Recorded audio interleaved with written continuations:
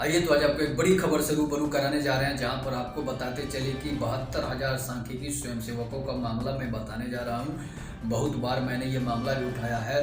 जब भी मैं न्यूज बनाता हूं तो सांख्यिकी स्वयंसेवकों का मुद्दा सबसे पहले रखता हूं, इसलिए कि मैं भी एक एएसबी हूं। तो आपको बताते चले कि सांख्यिकी स्वयंसेवकों से सरकार ने काम न कराकर शिक्षकों को जातीय जनगणना का काम दे दिया।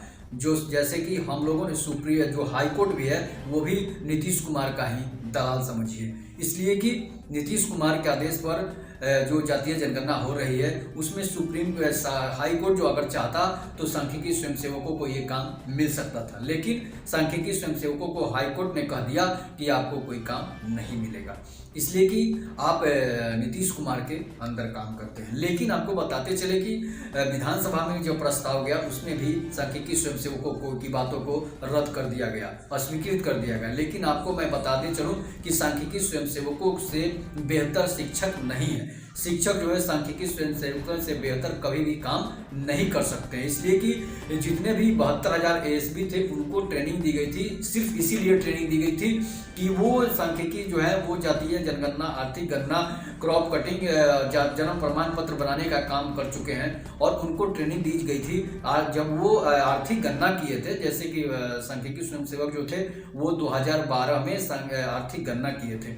अगर आर्थिक गणना सांख्यिकी स्वयंसेवक किए थे तो शिक्षक कैसे उस काम को कर सकते हैं? शिक्षक की पढ़ाएंगे कि जातीय जनगणना घर और परिवार गिन के चलेंगे?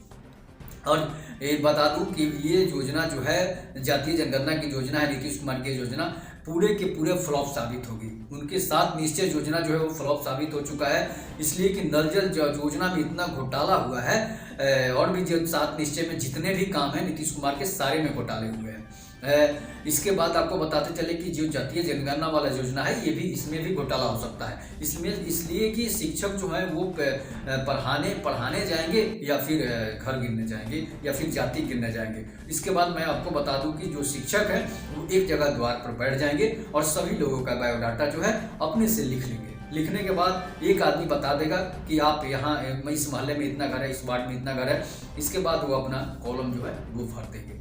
तो बताइए कि इसमें सही जातीय जनगणना होगी? सबके दरवाजे पर शिक्षक जाएंगे? नहीं जा पाएंगे, इसलिए कि शिक्षकों का उम्र आप देख लीजिए, शिक्षकों का जोश आप देख लीजिए, शिक्षकों का जुनून आप देख लीजिए कि शिक्षक जो है हर किसी के दरवाजे पर नहीं जा पाएंगे, इसलिए कि शिक्षक जो है वो जो है शिक्षक इतनी उनको जो है जाने के लिए नहीं टाइम ही नहीं मिलेगा कि वो हर किसी के दरवाजे पर जाएंगे। और शिक्षक ऐसे वैसे भी आलसी होते हैं। शिक्षक जो है वो शिक्षा मित्र वाले जो शिक्षक है वो और आलसी हैं, इसलिए कि शिक्षा मित्र के जितने भी शिक्षक हैं अधिकतर या तो नेता हैं या ठेकेदार हैं। बच्चों को जो वो पढ़ाते हैं कि किधर वोट देना है, किस पार्टी को वोट देना है, इसीलिए आप समझ लीजिए वो किसके दरवाजे पर जाएंगे, पक्ष के दरवाजे पर जाएंगे या विपक्ष के दरवाजे पर जाएंगे। विपक्ष के दरवाजे पर तो कभी जा ही नहीं सकते हैं, इसलिए कि सरकार जो किया है कि इस इलाके का ही वहां पर प्रगणक रहेंगे।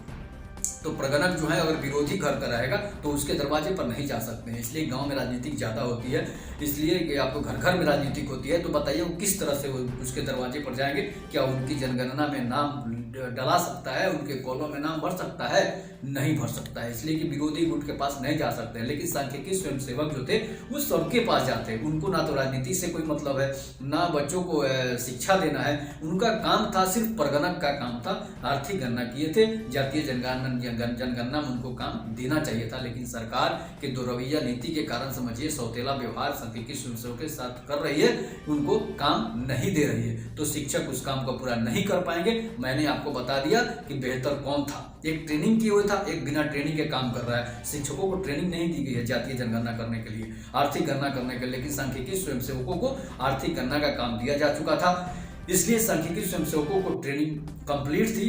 एक ट्रेन टीचर का बहाली हो, एक अनट्रेंड का बहाली हो, उसमें कौन बेटर रहेगा? एक ट्रेंड सिपाही हो, एक अनट्रेंड सिपाही हो, तो गोली कौन ज्यादा चलाएगा? इसलिए आप समझ सकते हैं कि सरकार जो है ये क्यों कर रही है। सरकार लोगों को सिर्फ बरगलाने का काम कर रही है, जनता को सिर्फ बरगलाने का काम कर रही है। जब जातिवाद खत्म करने की बात हो रही है तो जातीय जनगणना जरूरी नहीं था। अगर जरूरी भी है, मान लीजिए कि किसी को जरूरी भी है कि जिसको ज़्यादा संख्या रहेगा उसको ज़्यादा रिजर्वेशन मिलेगा, उसको ज़्यादा प्रॉफिट मिलेगा, तो जरूरी था, मान लीजिए कि जरूरी था, लेकिन जातीय जनगणना शिक्षकों से कराना जरूरी नहीं था, इसलिए कि आप शिक्षकों का आलस देख चुके। जो शिक्षक जनवरी जिसको नहीं लिखना आता है, फरवरी नहीं लिखना आता है, वो शिक्षक जातीय जनगणना कैसे करेंगे। इसलिए आपको बताते चले कि सांख्यिकी स्वयंसेवकों को न देकर सरकार ने एक बहुत बड़ी भूल की है। उनकी ये योजना फ्लॉप साबित हो जाएगी। तो आप देखते रहिए। जय हिंद, जय भारत। रोड न्यूज को सब्सक्राइब करना नहीं भूलें।